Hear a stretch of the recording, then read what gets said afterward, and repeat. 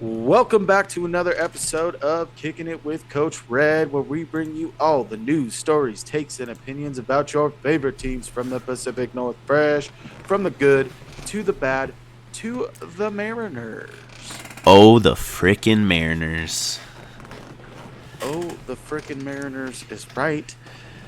And we are less than 1 month away, less than one calendar month, unless you count February, away from pitchers and catchers reporting down to spring training. And we are oh so excited. And I'm we were oh so excited about the Seattle Seahawks, who played one hell of a half. But as Pete Carroll has said in the past, you can't win in the first quarter, you can't win in the second quarter, and you can't win in the third quarter. You win in the fourth quarter. And they might have won the first two, but they did not win the last two. So their season has come to an end, and what a wild ride it has been. yeah, it was a year to remember. I mean, not a lot of people expected to make this far, so that's one positive to the season. But typically we've been recapping games, and this was a game where I saw the entire first half, and then my daughter had a soccer game. Then I saw the score, and I didn't want to watch the record that I had set up for it. And yeah, I didn't want to subject myself to that. So guess what? We are not doing a position group breakdown for this. The last one of the year was last week. Instead, we will be going to the grades, the grade book. And what we're going to do is we are going to grade each and every one of the rookies from this class for your Seattle Seahawks. And if you're looking for someone that is maybe a professor, no nonsense, but has some fun, maybe you'd like someone like me, your boy, Coach Red. Find me on Twitter at The Real Coach Red, on Instagram at The Real _ Coach Red, or follow the podcast page on Twitter and Insta at Coach Red Pod. And if you are looking for someone that they might be a little bit younger of a teacher or professor, maybe they're wearing something a little skimpy, maybe all of the students are a little hot to trot, maybe you'd want to go check out your boy Killin' Cain. I'm Killing Kane. You can find me on Twitter and YouTube at Killing Kane. Also, follow my show on Twitter and YouTube, The Kane and Day Show. Follow this show, Kicking It with Coach Red, now on YouTube as well. Hot stuff coming, guys. We've got some big things a brewing. But we know you came here for the content, and that is what we are going to bring. What we're going to bring is a breakdown, pick by pick. There was a grand total. I should have done this before and used my maths, but we are looking at 9 picks total that we'll be breaking down. We'll start from where they were drafted and work our way down. So, the first off the board, the first grade we're giving out. Kane, tell me your grade for left tackle Charles Cross I'm gonna out go. of Mississippi State. I'm gonna go B plus on the year. Thrown into, the trenches in his rookie year. At the start, he was phenomenal. Both rookies were in their own respective, but Charles Cross protected that side for Gino, which led to him throwing the ball around a lot more in that first half of the season. Later in the year, it looked like he kind of hit that wall. Fatigue hit, long season, and for that, I give him a B plus. What about you, Red? What do you got? It's pronounced Coach Red. Thank you very much. Sorry. I will also explain my grading scale because there are some things where I'm going to grade how they played. That's what I'm basing it off. And some of it's going to be based off comparison to other players that were rookies this year that played the same position. So I'll try to explain my grade as best as possible. For Charles Cross, I'm basing it on his play. And with that, I gave him an A minus. Reason being, he was the third tackle taken behind Evan Neal and Ike McQuanu. And I think he had a better year than both. And when you look at the numbers, he allowed 7 sacks and he had seven penalties called against him. So he played in all 18 games they played this year. So he Yes. averaged a penalty or sack below one per game. As a rookie, protecting the blind side, no questions asked, day one, perform better than the people around him. Still, you'd like to see those penalty numbers and sack numbers a little bit lower. But for the third tackle taken, and you cannot tell me a guy that was taken later that outperformed and played as much as he did this year. I'm not willing to go all the way to the A or the A plus, but he's a solid A minus for me. That's a very fair rating. I mean, for a rookie year, it's not bad. It's only up from here, really. Now we're going to the second round, and we are going to, I believe, the University of Minnesota to figure out what we are grading for our boy, Boye Mafe. Kane, what is your grade for Boye Mafe? I'm gonna give him a C plus. More so for the fact that he didn't get much opportunity this year, and I believe it most of the time if he was on the field outside the last couple of weeks was special teams and just limited options out there. You can only do so much for how much playing time he had in those last couple of weeks. He kind of stepped up. He was a guy you were looking out for, just for a big game. And other than that, he performed well with 41 total tackles, I believe, in like 3 games of consistent playing time. Not bad. Just not bad. What do you got, Coach Red? For me, I gave him a B minus.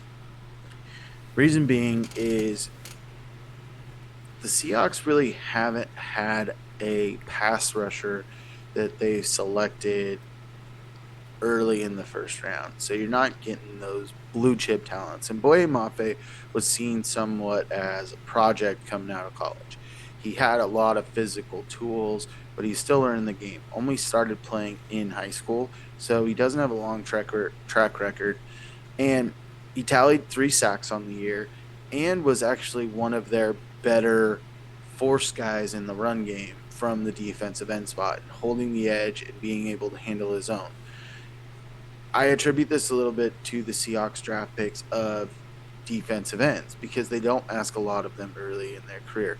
You look back at the guys in the previous drafts, you look at Darrell Taylor, rookie year didn't play, second year, little banged up. LJ Collier, Alton Robinson. None of those guys really produced big numbers early on. And when you got Darrell Taylor hot and Uchenna Nwosu doing what he did all year, like you said, the opportunities were limited. But there was really more of a timeshare coming with Mafe and with Darrell Taylor. Darrell Taylor was that a little bit of extra twitch on the edge. But Boye's got a good frame, and I saw enough good things this year to see him being able to advance. But in terms of his draft position, early second round, you're looking for an impact guy in the pass rush game. 3 sacks, not bad, but I'm looking to see that step forward next year. I mean, when you compare early second round or wherever, to when you look at the first round and how some of those guys played, well, when you're going for the second round, like you said, you go for talent. And projects are fine, right, if they pan out. And there's nothing to prove that yet. Well, and I saw a lot at the end of the year, and I heard it a little bit on local radio, but also just seeing it with, I don't know, my own 2 eyes.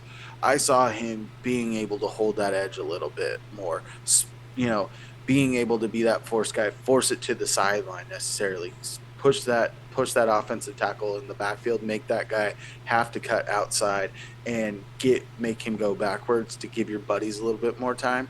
So I think with that being said, it's still a second round pick. This is a rookie, and a lot of guys later on didn't do a ton better than him from an edge perspective. So I wanted to, especially because his calling card was forcing the run, I bumped him to a B minus with sprinkling in a few sacks.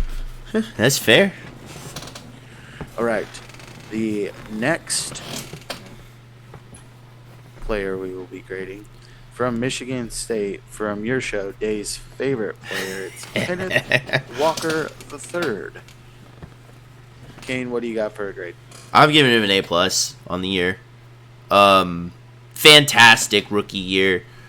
You couldn't have asked for more when Penny went down. You know, we all had this big thought that Rashad Penny was going to come out like he did the last little half of last year. We were expecting that Penny coming into this year.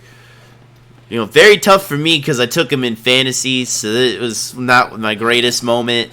But then, you know, he goes down. Kenneth Walker emerges, litters with 100-yard game, reached over 1,000 yards, position rankings on the year, 11th in attempts, 12th in yards, 10th in touchdowns, and 21st in average. Not bad, but you saw early in the year a lot of stutter stepping behind the line, trying to pick and choose his holes, and later in the year kind of progressed, and just as soon as he got the ball, head down, just shoot the gap, and it worked out for him.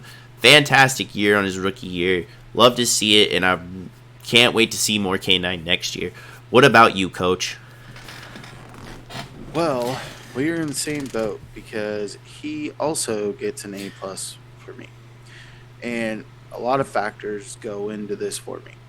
He had hernia surgery in the preseason, so he wasn't even ready to roll. He was not the premier carrier, gets thrust into the position, finishes with over 1,000 yards, 9 touches.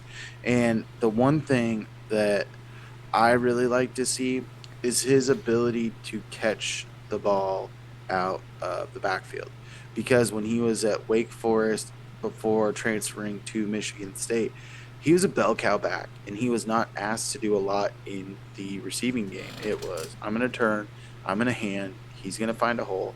This is a guy that absolutely blew up Michigan, that was a college football team last year, and he had 4 TDs against them. So you know that he has the talent.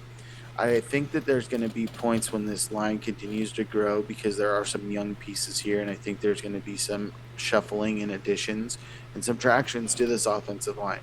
Once you can get that running attack built up, it helps your quarterback. But I think that being able to be forceful in the run will allow him, because early in the year when he was doing that, what you referred to as dancing around, I felt a lot like it was being extremely patient, one cut hitting the hole. Sometimes the hole wasn't there and he was waiting for it to develop and got those negative plays, and he wasn't doing that as the year went on. The explosive plays weren't there like you saw early in the season. But when it comes to running backs that were selected, Breece Hall goes down early with an injury, who was having a dynamite year. But there is no running back in this class from last year that put up better numbers than Kenneth Walker III. And he is a finalist. He's the only one that is a running back for NFL Rookie of the Year. So for that, complimentary to his peers and the production you see, easy A plus for me. I agree. All right, next player. We're going into the third round, and we're going to the state that we currently reside. And we are going to the Palouse to go grade Abe Lucas. What you got? I'm giving him a C on the year. It just kind of same thing with Charles Cross. Did fantastic all year long, but he did also get injured and miss a game or two. So kind of got still a game. Got to dock him for that. I mean, sucks that you weren't there. But overall, great season by him. Yeah, the sacks numbers weren't really there at the start. Kind of progressed again later in the season, and you just saw the wear and tear. I mean, they're used to 10, 12 game seasons in college, 13. And you're adding 4 extra games on that, if playoffs too. So the wear and tear was there. but only with time. This line, as you said, should get better, especially getting the mesh with all these younger guys on the team. And in the coming years, it's going to look a lot better. So, back to you, Coach. For me, I gave him a B plus. Okay. And the reason I give him a B plus is because when you take tackles, especially once you get past the first and second round, they're not usually deemed as starters. And with Abe Lucas, to go back to my penalties and sacks allowed, 7 penalties, 9 sacks allowed. He played in a total of 17 games. So he was at 16 penalties or sacks allowed. So not too far off from Charles Cross, who you gave a higher grade to. But the one thing for me is coming out of college, this guy played in the air raid and the run and shoot. He was seen as a pass block first type of tackle. This dude all year absolutely graded in the run game. And to see that progression, that's what pumps it up for me a little bit. Yes, it is, pass sets hurt and diminish a little bit as the year went along with that wear and tear, missing one game due to injury. Yes. But I think no one expected him to come in and be the starter day one. He started all but one game.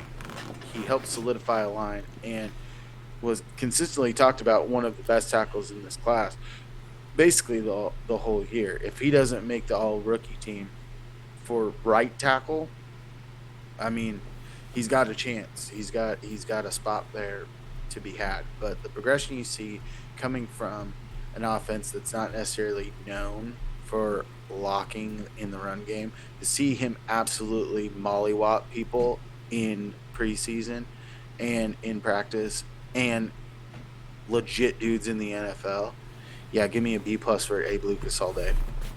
All right, that's fair. That's fair.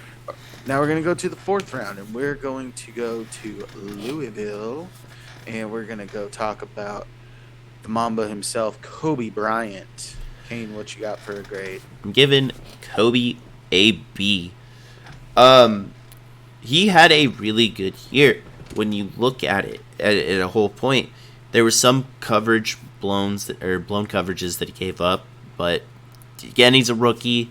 It's a lot different animal than college is, and I think I saw a lot of speed out of him, and that was one of my biggest things. Is being that slot guy, you got to be quick, really, really quick. And I saw him fly all over the field every time I turned on the game. Didn't have any interceptions, had some pass defense, but overall, I think he deserves a B on the year. Coach, what are you giving Kobe?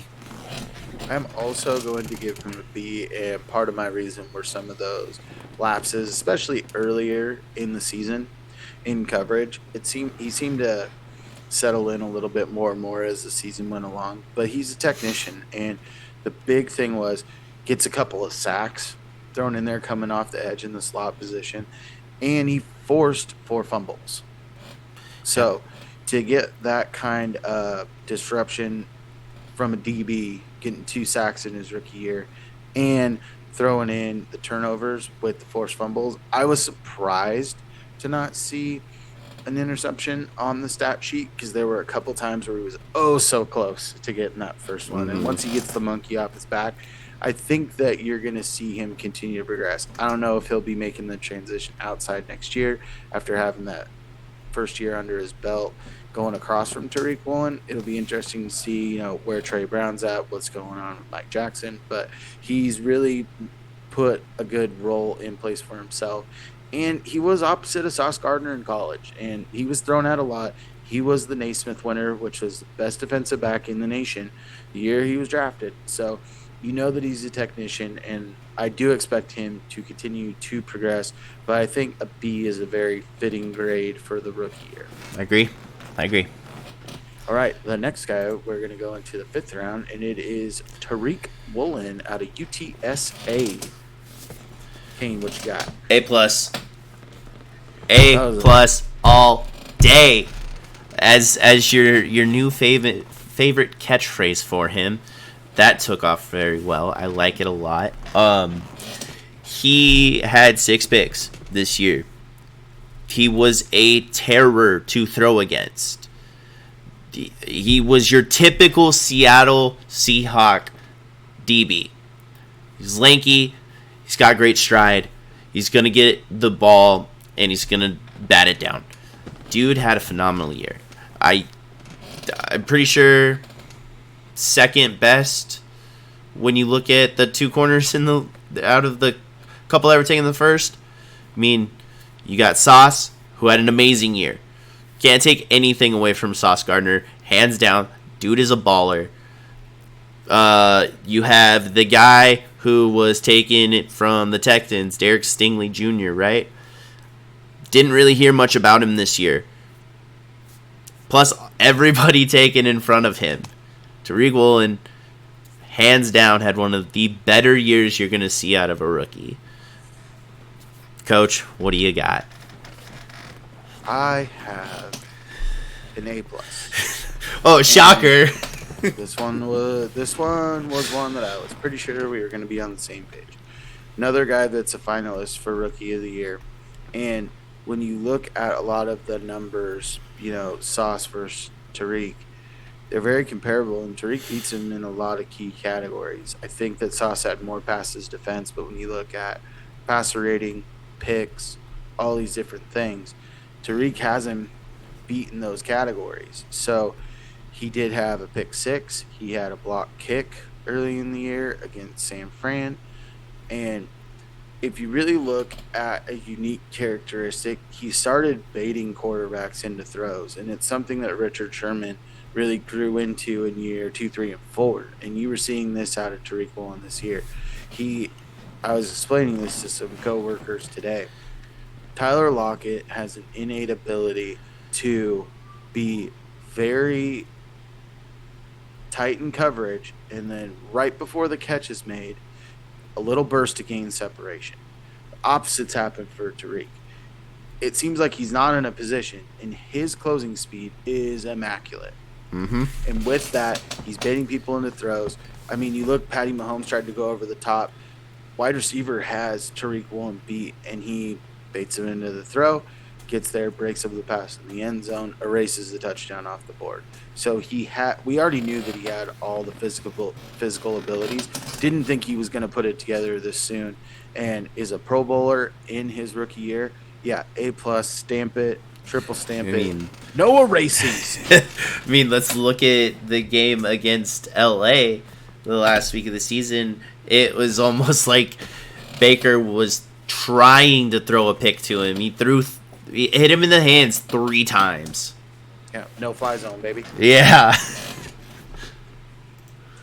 All right, now we're going to the Ohio State edge defender, Tyreek Smith. Kane, what do you got for a grade here? I'm going to go NA. You cannot give him a grade this year because he spent the majority of the year on IR. So a whole year. Yeah, so you can't really grade somebody who wasn't on the field. I mean, I would love to hear your grade for him, though. Perfect. I have probably the best grade for him. I have an incomplete. Got him. He gets another shot. He gets another shot at this class, but for this year, it's an incomplete. And you've seen this with some guys, and they'll take off in year 2 and potentially down the road. One of those being Darrell Taylor. Granted, we didn't see anything from him this year. There's nothing that we could say right now to give you anything definitive on how he's going to progress and how he's going to fit in. But it'll be interesting to see once we see the moves that are made in the offseason, plus what training camp and everything looks like. Come back healthy. He's been around an NFL team for a year now instead of coming out of the college game. It'll be really interesting to see. Next, we are going to, I believe it is Rutgers University for Bo Melton, wide receiver taken in the 7th round. Kane, what is your grade for Mr. Bo Melton? Well, knowing that I didn't really see Bo Melton on the year, and right here it says he's a Green Bay Packer. So, That's correct. So I don't have a grade for him. It's a terrible grade. You're not a very good. This is why you're the young teacher. You're just trying to be cool with all the people. Like, well, I'm not gonna give a grade to you. So we are now in today's uh, schooling system. Hallelujah. All right, Coach Fred, what do you have for Bo Melton? I have an F for Bo Melton.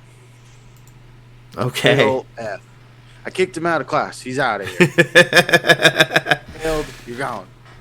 I don't believe he was on the active roster at all this year for the Seahawks. What ended up not making the initial roster was on the practice squad. Green Bay gets a bunch of injuries, and they sign him to their active roster. So he's not even here. He didn't play a down in an NFL game this year for us. So for me, that gets you an F. Hallelujah. And the next and last player we're going to go with is Derek Young, and I believe the college he went to is Lynn Rhyme, is how you say it. 7th round pick. Kane, what you got? Giving him a D. Just because didn't play a whole lot. There was no real opportunity for him on the year. So you can't really judge from how much receptions that he had. He had 2 at the end of the year that I saw, and that's just kind of it. Where you at on it, Red? Or Coach Red? Sorry.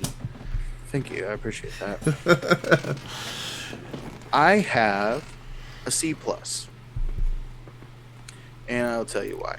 Typically, when you get into the 7th round, you don't typically see a lot of production in year 1. Most of these guys are with them in training camp and then end up being a practice squad player, maybe getting a call up here and there due to injury. But he played in 13 games this year. He was pretty all right on special teams, was on quite a few of them.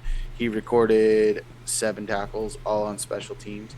And he got some run with the offense when DK Metcalf got banged up against the Chargers.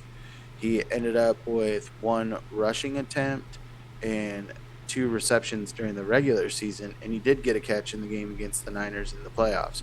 So as the year progressed, you started seeing him on the field more, and a little bit of that is attributed to Goodwin becoming hurt. You've got Laquan Treadwell, former first-round pick that you had on your practice squad that gets brought up, has a little bit more run in the league, and has had some decent times in Jacksonville and a little bit in Minnesota. But with Derek, I just saw a multifaceted player where you want to run these jet sweeps or push passes, and you're thinking D. Estridge is the guy. Well, this guy came from a fly sweep offense in college, so you can see a lot of that Debo-like mentality on this type of player. He's a guy that should be able to get you yak, and he's a little bit thicker and not one of those sorry to just jump on the D. Estridge is a tiny little man that gets hurt all the bandwagon, but guess what? We're here. So is it thick with 2 C's? No. Okay. 3. Oh, 3 C's. Okay. 3. I like Derek Young. The story, them taking him, he could have easily been a UDFA for him, and he was not. And to be around the roster and be and record stat and participate in 13 games your rookie year, coming from a very small school, one where when the COVID year hit, they didn't play, and then it hit the following year, he got banged up. There wasn't a whole lot of tape on this guy, and he hadn't got a lot of runs. So I felt like this was a year for him to get healthy, get right. But the Seahawks thought enough of him to keep him on the 53 and actually put him on some teams. So C+ for me, because anything you get out of a 7th rounder is gravy. Right? Nope. Nothing against that, but rookie recap. Woo! Yep, the grades have been handed out. And if you agreed with the grades, let us know. If you hated them, let us know as well. I will stand on this hill. I will plant my flag with my grades. Change my mind. If you want to let me know, go ahead and hop over to Twitter, you can find me at the Real Coach Red, on Instagram at the Real_Coach Red, or at the podcast page at Coach Red Pod on Twitter or Instagram. Cain, where you at? You find me on Twitter and YouTube at Killing Cain. Also, you can find my show on Twitter and YouTube at The Cain and Day Show. Also, follow the show on YouTube, Kicking It with Coach Red.